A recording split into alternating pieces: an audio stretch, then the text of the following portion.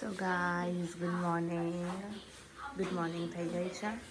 હવે ચલો ચા નાસ્તો કરી. સરસ મજાનો આ ગરમ ગરમ ચા થાય છે.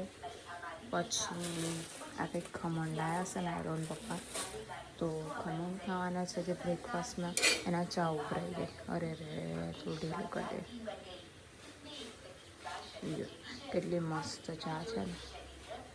અને હું હજી નાહવાની પણ બાકી છું. ચા નાસ્તો કરીને નાહવા જઈશ. Hello everyone, good morning. ચલો નહીં લઈને તૈયાર થઈ ગયા છે. હવે છે ને ચેમને અત્યારે કેટલા વાગી રહ્યા છે? 11 વાગી રહ્યા છે. તો ચેમને ખાવાનું હશે કે નહીં, ચલો ચેમને ખવડાવીએ આપણે.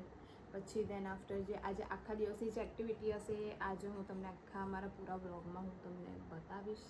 તો ચલો તમે મારા સાથે લાસ્ટ સુધી તમે બન્યા રહેજો ગાઈઝ. બાય.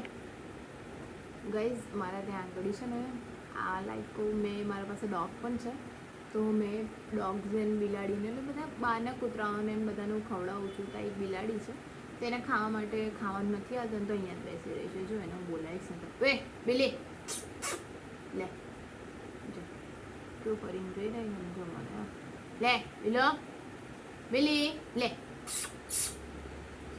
કેવું જોઈ રહી છે. જો તમારા પાસે પણ ડોગ કેટ હોય તો તમે જરૂરથી એ લોકોને ફૂડ પ્રોવાઈડ કરજો.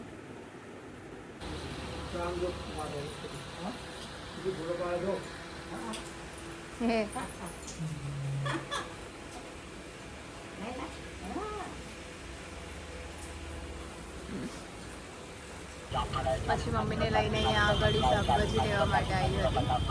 બહુ જ ભીડ છે. જે પણ કોઈ વડોદરામાં રહેતું હશે તે ગધેડા માર્કેટ જોયું જ હશે.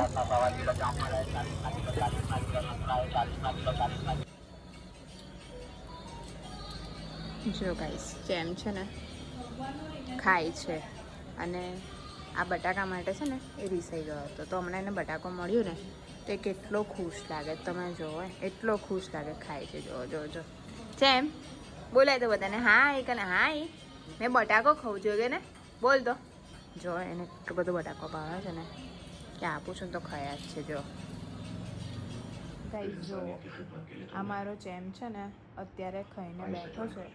એને હજી પણ છે સ્ટીક ખાવી છે, એટલા માટે બેસી રહ્યો છે. જો તમને બતાવવામાં એની આ બેસવાની રીત છે. જો પાછું ઉપર પલંગ પર જ બેઠો છે વધારે તો. જો તમે, અને પાછી જોવે છે મારા હાથ અહીંયા આગળ મૂવમેન્ટ થઈ રહ્યા છે એટલે ત્યાં આગળ જોઈ રહ્યો છે.